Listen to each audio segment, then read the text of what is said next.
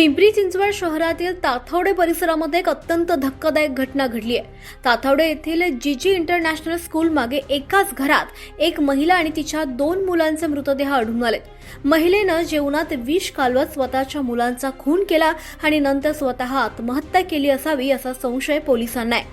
आर्थिक विवंचनेतून महिलेनं स्वतःच्या मुलांचा खून करून आत्महत्या करण्यासारखं टोकाचं पाऊल उचललं असावं असा संशय पोलिसांना आहे।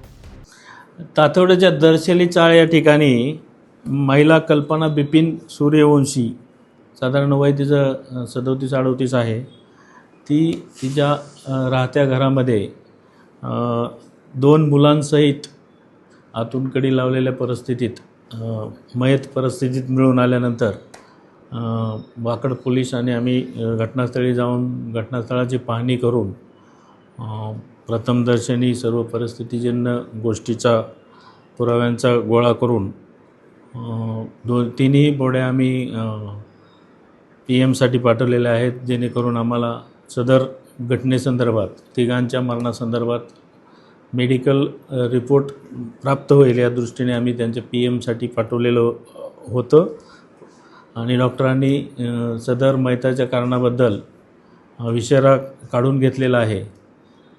प्रथमदर्शनी साधारण टायमिंग आणि सकाळी नाश्त्याचे किचनमध्ये बनवलेले नाश्त्याचे पदार्थ आणि शिल्लक असणारे काही नाश्त्याचे पदार्थ यावरून डॉक्टरांना आम्ही तशी क्वेरी केलेली आहे की या नाश्त्याच्या पदार्थामध्ये काय आहे किंवा नक्की मरणाचं कारण काय आहे। सखोल चौकशीनंतर तिघांच्याही मरणाचं कारण समोर आल्यानंतर नक्की तिघांना मरण कशामुळे आलं हे स्पष्ट होईल। त्या नाश्त्यात काय काय त्यांनी खाल्लं होतं किंवा काय साधारण त्या ठिकाणी आम्हाला किचनमध्ये आप्पेसारखा एक पदार्थ बनवलेला दिसत होता, मॅगीचं एक पॅकेट दिसत होतं आणि साधारण नाश्ता पूर्ण करून दुपारी 10 ते 12च्या दरम्यान डॉक्टरांना आम्ही क्वेरी केल्यानंतर 22 तारखेला 10 ते 12च्या दरम्यान यांचा तिघांचा मृत्यू झाल्याचे डॉक्टरांनी टेंटेटिव्हली सांगितलेले आहे।